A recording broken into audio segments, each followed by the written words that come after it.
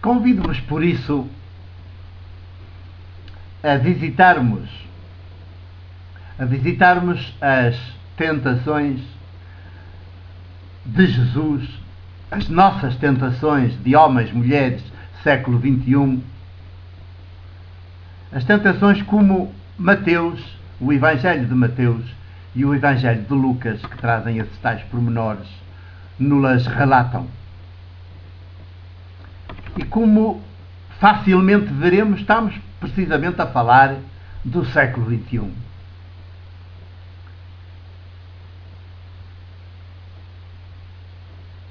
Mateus coloca Jesus no deserto, assim como Lucas, a viver durante 40 dias. Marcos também já o havia feito, e aí já expliquei que não era o deserto no sentido físico, era um viver em deserto e que durou toda a sua vida de missão, todo o seu tempo de missão. Jesus viveu em deserto. Pois bem, e neste viver em deserto é que surgem as tentações. Para Mateus as tentações são 3, como para Lucas, e quando se diz 3, quer dizer a plenitude, a totalidade. Isto é, Jesus conheceu a totalidade da tentação. Não houve nada em que Jesus não fosse tentado. E a toda a tentação Jesus resistiu, disse não, e não foi por aí. A mulher, o homem do século XXI, Jesus século XXI, nosso contemporâneo e cidadão conterrâneo de cada um de nós que esteja a ouvir estas conversas e a ver. Jesus é o nosso conterrâneo, onde quer que a gente esteja, onde estiver um ser humano, mulher ou homem, aí está também Jesus.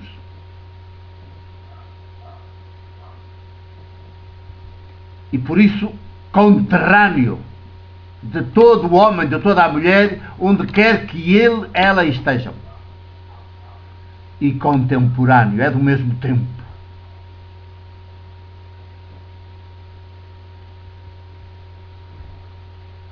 Mateus coloca as tentações por ordem diferente da de Lucas.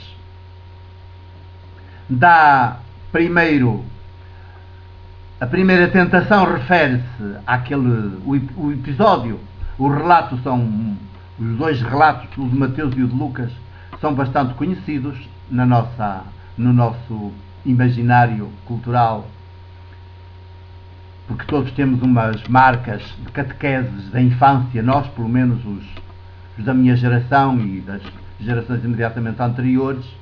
Quem está agora a começar na história, a entrar na história, menininho, menininha, ainda já poderá vir a ter uma influência muito diferente, mas nós todos, na nossa cultura ocidental, até há pouco, está bem marcada por estas coisas, por esta linguagem. E todos, quando falamos em tentações, pensamos logo nestas de Jesus e no diabo, quando a tentar Jesus, e que teria sido no deserto. Na versão de Mateus, a ordem é talvez menos histórica, isto é, a experiência do dia a dia, quer a de Jesus, século I, do ano 28, 29 até 30, o ano do seu assassinato, em abril.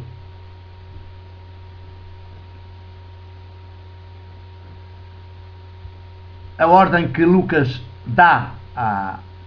apresenta as tentações, as 3 tentações, a totalidade da tentação, tem mais que ver com o nosso cotidiano, também com o cotidiano de então. Este cotidiano do século XXI, do que a ordem que Mateus coloca. Mateus coloca a ordem assim. A primeira tentação andaria à volta do pão, portanto, do económico. E hoje, económico-financeiro. Depois, apresenta Jesus a ser tentado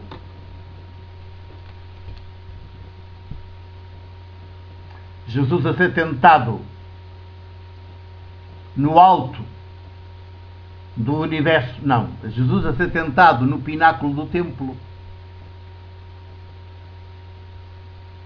e finalmente o terceiro cenário, Jesus a ser tentado pelo império, pelo poder político. No pináculo do templo, a tentação é religiosa. É o poder religioso. Portanto, poder económico ou financeiro, pão. Para Mateus. Poder religioso, templo, pináculo do templo, e poder político, onde se via todos os reinos da terra. Mas Lucas, ao contrário, dá-lhe a ordem que me parece a mim pessoalmente mais experiencial, quer da experiência vivida historicamente por Jesus no início e durante todo o tempo da sua missão, quer hoje do Jesus século XXI, que é o nosso contemporâneo. Porque também connosco as coisas são assim. A ordem é o poder económico ou financeiro, pão. E depois aparece logo o poder político,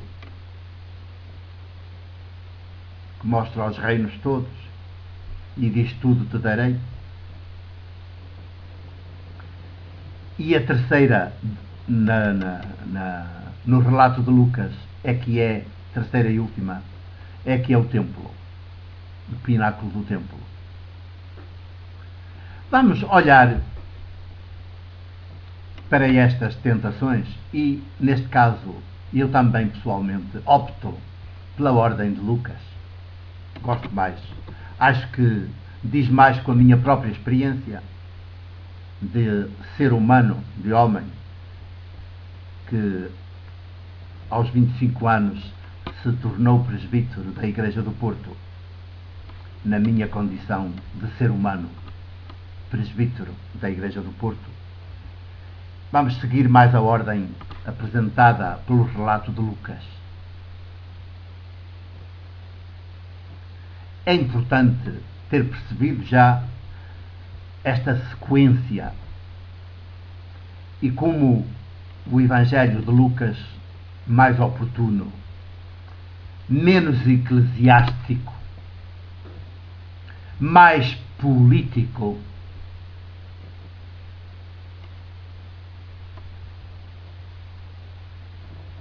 mais crítico de tudo o que tem a marca do sistema judaico, portanto do sagrado, do sacerdotal, da casa real de David, da influência messiânica na linha dinástica de David. Lucas, o Evangelho de Lucas é muito mais crítico.